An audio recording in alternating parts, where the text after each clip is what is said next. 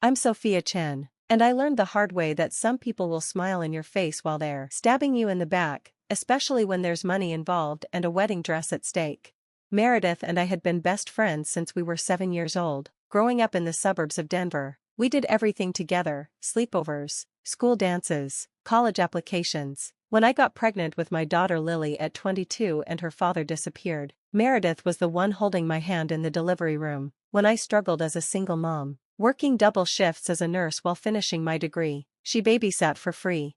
"We're family," she'd always say. "Blood doesn't make you sisters, loyalty does."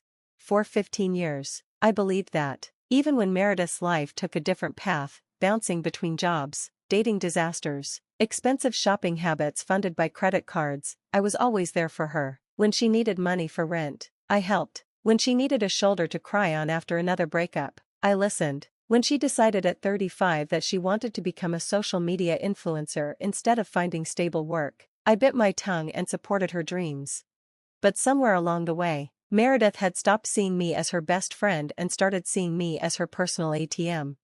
It all started when she met Derek, a divorced dad with a decent job in tech and an expensive taste in restaurants. Suddenly, Meredith was all about the lifestyle upgrade. She needed new clothes for their dates, a better apartment to impress him, a car that wouldn't embarrass her in his neighborhood. "I'm finally getting my fairy tale, Soph," she'd gush during our weekly coffee dates. "Derek's the one, I can feel it."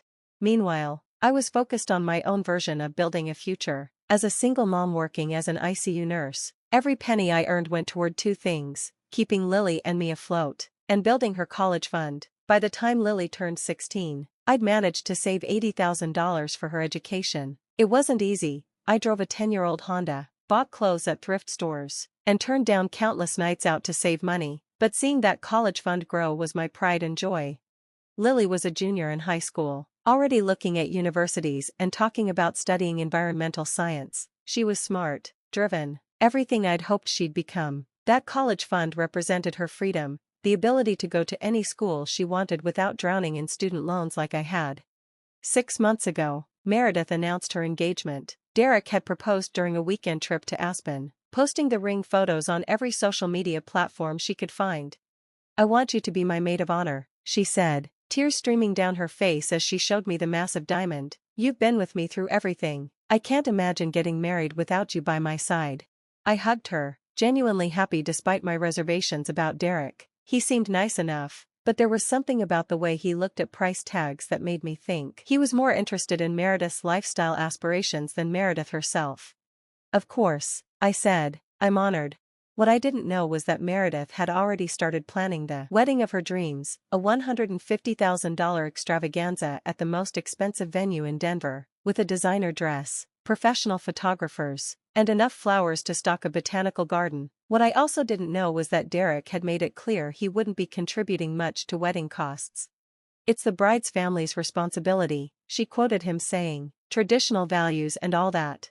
Since Meredith's parents had both passed away and she had no other family, that responsibility apparently fell to me. The first hint came 3 months before the wedding. Meredith and I were supposed to go dress shopping, but when I arrived at the bridal salon, she was already wearing a $8,000 Vera Wang gown. "Isn't it perfect?" she squealed, twirling in front of the mirror. "I put it on hold, but I need to pay for it by tomorrow or they'll sell it to someone else." My stomach dropped. "Meredith, that's a lot of money. Are you sure Derek can't help?" Her face fell. "He's already paying for the honeymoon, and I've been saving, but I'm a little short, just $5,000 short." I should have said no. I should have told her to find a less expensive dress or ask Derek to reconsider. Instead, I thought about all the times she'd been there for me, all the babysitting and support over the years. "I can loan you the money," I said, "but we'll need to work out a payment plan." She threw her arms around me. "You're the best friend in the world, Soph. I promise I'll pay you back right after the wedding." That was the first of many loans. The caterer needed a deposit, another $6,000. The photographer required payment up front, $4,500. The florist, the band, the venue decorations, each came with urgent deadlines and tearful requests for help. By the time I realized what was happening, Meredith had borrowed $47,000 from me. But here's the thing, she hadn't actually borrowed it, she'd stolen it. See, 5 years ago, when I'd gotten a promotion and a raise, I'd made the mistake of giving Meredith access to my savings account. She was going through a rough patch and needed to pay some bills while I was working double shifts. It was supposed to be temporary, just for emergencies. I'd never removed her access. The day I discovered the theft, I was at the bank trying to transfer money to Lily's college account when the teller frowned at her computer screen. "I'm sorry, Mrs. Chen, but you don't have sufficient funds for that transfer." My heart stopped. "That's impossible. I have $80,000 in that account." She turned her screen toward me. The balance showed $1,247. "There have been several large withdrawals over the past 3 months," she explained gently, "all authorized with your account access codes." I stared at the withdrawal history, each transaction a knife to my heart. Wedding venue, $15,000. Bridal boutique, $8,000. Mile High Catering, $12,000. Every single payment for Meredith's dream wedding had come from my daughter's college fund. I drove to Meredith's apartment in a daze, my hands shaking on the steering wheel. She answered the door in a face mask and silk robe, clearly in the middle of pre-wedding pampering. "Soph, perfect timing. I was just about to call you. The wedding planner quit, can you believe it? 3 weeks before the wedding, but don't worry, I found someone else. She's amazing but a little more expensive." "You stole from me," I said, my voice barely a whisper. Her face went blank. "What?" "My savings account, Lily's college fund. You took $80,000. For a moment, I thought she might deny it or act shocked. Instead, she rolled her eyes. "Stole is such an ugly word, Sophia. I borrowed money from someone who cares about me, someone who wants to see me happy. That was my daughter's college fund. And now it's my wedding fund," she said, like this was the most reasonable thing in the world. "Look, I know you're upset, but you'll understand when you find love. Real love, the kind worth celebrating." My vision went red. Find love? Meredith, I've been working 16-hour shifts for 2 years to save that money. Lily has been working part-time jobs since she was 14 to contribute to her own education. That money represents years of sacrifice. She waved dismissively. "You're being dramatic. Lily can get student loans like everyone else. This is my one chance at a perfect wedding." "With my money," I said. "With money that was just sitting there not being used." She shot back. "I'm getting married in 3 weeks. Sophia, I need support, not judgment." I looked at the woman I'd called my best friend for 28 years and finally saw her clearly. She wasn't sorry, she wasn't embarrassed, she was selfish and acted like my daughter's future didn't matter compared to her wedding. "You're right," I said, "you do need support. I want your wedding to be everything you dreamed of." Her face brightened. "Really? I knew you'd come around." "What do you need me to do?" I asked. "Since the wedding planner quit, could you run things the day of? You're organized and you know the vendors," she said. I smiled. "I already had a plan. I'd be honored to coordinate your wedding. I'll handle everything." For the next 3 weeks I called every vendor Meredith had booked with the money she took. My call sounded the same each time. "Hi, this is Sophia Chen. I'm coordinating the Patterson-Williams wedding on Saturday. I need to confirm your payment." "Oh, we haven't been paid yet. The vendors told me. We were told payment would come the week of the wedding." "Perfect," I said. "I'll make sure that's handled." I didn't say who would handle it.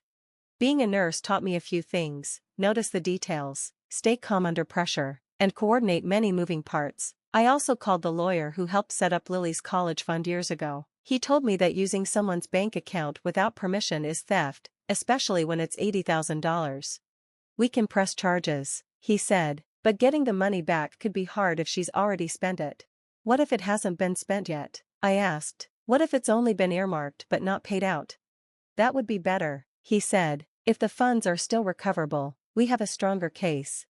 The wedding day arrived bright and clear. The ceremony was set for the Denver Botanic Gardens, a venue Meredith had booked with the money she stole. I showed up early with a clipboard, looking every bit like a professional coordinator. Meredith was in the bridal suite with her bridesmaids, sipping champagne. "Sophia," she squealed, "you look so official." "Anything for my best friend," I said. "Don't worry, I've got this." And I did. At 10 a.m., the florist arrived with $6,000 worth of flowers. I met them at the loading dock. "Beautiful," I said. "Before you set up, I need to confirm payment. Has the final balance been paid?" "No, we were told someone would pay before the ceremony." "I'm afraid there's been a misunderstanding," I told them. "The bride's assets have been frozen pending a legal issue." I can't authorize setup until payment is resolved. The florist packed up and left. At 11 the caterer arrived, same conversation, same result. Noon, the photographer showed up, then the band, then the cake decorator. One by one, each vendor asked about payment. One by one, they left. By 2 p.m., 2 hours before the ceremony, Meredith came out to check the setup. She found empty tables, no flowers, no music, and me sitting calmly with my clipboard. "Sophia," she said, voice tight, "where's everything?" "It seems there's a payment issue," I said. Her face drained of color. "What kind of payment issue?" "The kind where you stole $80,000 from my daughter's college fund and expected everyone to pretend it was okay." She looked around at the empty venue and the arriving guests. Panic hit her. "You can't do this to me," she hissed. "This is my wedding day." "It is," I said. "The wedding you paid for was stolen money. The vendors are all still here, waiting in the parking lot. All you have to do is pay them." "I don't have $80,000, she cried. "Then I guess you don't have a wedding." I watched shock turn to anger and then to frantic bargaining. "Please," she begged, "I'll pay you back. I'll get a loan." "From who?" I asked. "Your influencer job? Derek's salary?" Just then Derek appeared, confused and upset. "What's going on? Where's the band, the flowers?" "Ask your fiancé," I said. "She'll explain how she paid for this." I turned to leave, then stopped. "Oh, and Meredith? A sheriff's deputy will be here soon with a warrant. Grand theft is a felony in Colorado. I'm sure orange will look lovely on you." I walked away and saw Meredith in her $8,000 dress, sitting on the ground and crying. 200 guests milled around an empty venue. Derek stood there stunned. The legal case moved fast. I had the bank records. Meredith had no real defense. She pled guilty to avoid jail. Her plea required full restitution. She sold her engagement ring and car, moved in with Derek's parents, and worked multiple jobs to pay me back. Because the vendors had never been paid, I could recover most of the money. Contracts were voided when payment didn't arrive, so deposits and retainers came back. Within a month I had $73,000 returned to Lily's college account. Meredith paid the remaining $7,000 over the next 6 months, plus interest and court fees. Lily is now a freshman at Colorado State studying environmental engineering. Her education is fully funded and she has no student debt. Derek broke up with Meredith 2 weeks after the wedding disaster. If someone steals from their best friend, they're not marriage material. Meredith moved to Florida after the trial, deleted her social media, and, last I heard, was working as a restaurant manager. She sent one letter months later apologizing. I didn't reply. Some betrayals don't deserve forgiveness. People ask if I regret ruining her wedding day. I don't. She ruined it herself the moment she chose my daughter's future over her party. I only made sure she couldn't have that party with stolen money. Lily knows the whole story now. She says it taught her who really cares for her and who only cares about what she can give him. I learned something too. Sometimes the best gift you can give someone is the natural consequence of their choices.